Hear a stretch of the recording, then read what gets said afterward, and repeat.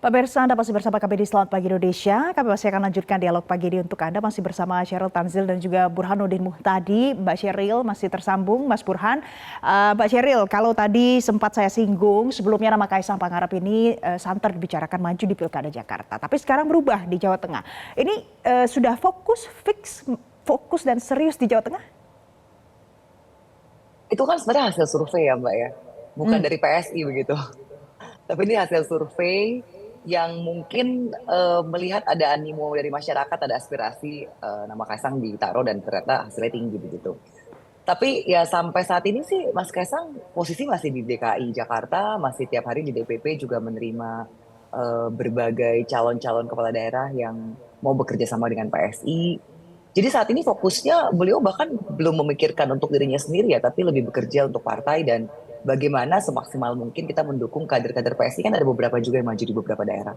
Fokus kita sekarang itu, bagaimana Hmm. supaya kader-kader yang kita usung untuk kepala daerah sebagai calon wakil gubernur, wakil bupati, ataupun gubernur dan bupatinya, itu bagaimana supaya mereka bisa menang.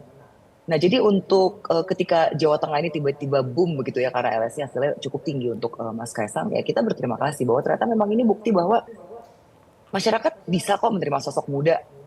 Meskipun kemarin ada politisi yang bilang ini kan masih top of mind, bukan sebagai kepala daerah. Cuman apapun itu ya berarti sosok Mas Kaisang ini kan menjual dan ada orang yang melirik begitu loh. Warga bisa melirik sosok ini. Nah, tapi terkait apakah maju di DKI atau maju di Jawa Tengah, bahkan mungkin Surabaya ya, karena dari Surabaya juga kemarin dari struktur kami juga Ketua DPD juga meminta untuk Mas Kaisang maju di Surabaya. Kita belum bisa lah Mbak, ini masih terlalu cair ya. Kita masih menghitung-hitung juga kira-kira apa yang terbaik untuk partai kita dan juga terutama konstituen PS ini sebenarnya aspirasinya tuh lebih kuat maunya Mas Kaisang di mana begitu. Kalau dari hitung-hitungan yang sudah ada sekarang, karena di Jawa Tengah potensinya jauh lebih unggul, apakah tidak diliriknya Jawa Tengah saja, bukan DKI Jakarta lagi? Tentu jadi pertimbangan ya, karena angka survei itu kan merupakan suatu indikator, salah satu indikator.